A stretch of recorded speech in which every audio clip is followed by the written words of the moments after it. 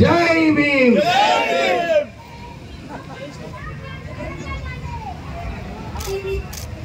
వెంకట్ గారు మన అంబేద్కర్ సంఘం ప్రెసిడెంట్, ఈ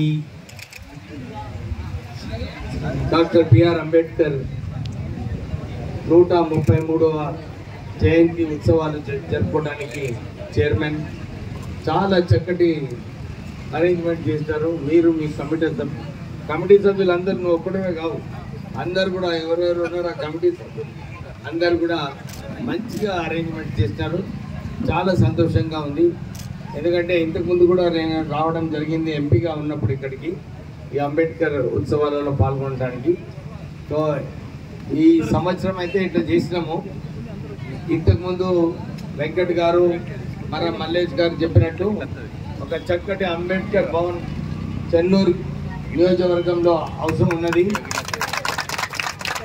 నేను ఎమ్మెల్యేగా ఎక్కడో నిధుల నుంచి, మన ఎమ్మెల్యే నిధుల నుంచి ఒక మంచి అంబేద్కర్ భవన్ మీరందరూ కూడా మంచిగా ఉపయోగించుకోవాలి, వాడుకోవాలి అంబేద్కర్ భవన్.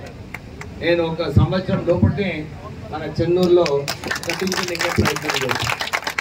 ఒక నెల ఇక్కడక్కడ అయినా కానీ మళ్ళీ మీరు నాకు వచ్చే అంబేద్కర్ జయంతి సెలబ్రేషన్ తిట్టకండి, విన్నారా?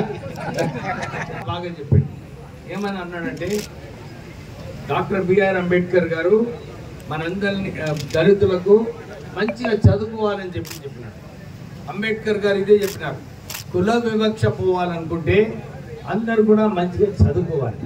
చదువుకున్నప్పుడే కుల వివక్ష తక్కువైంది. చదువుకున్న తర్వాత ప్రజలలో ఉండి మంచిగా క్రమశిక్షణతో ఉండాలి. ఇవన్నీ కూడా అరే మహేష్ మంచి విద్యతో పాటు క్రమశిక్షణ ఉండాలన్నారు. క్రమశిక్షణ చాలా ఇంపార్టెంట్ దళితులకు.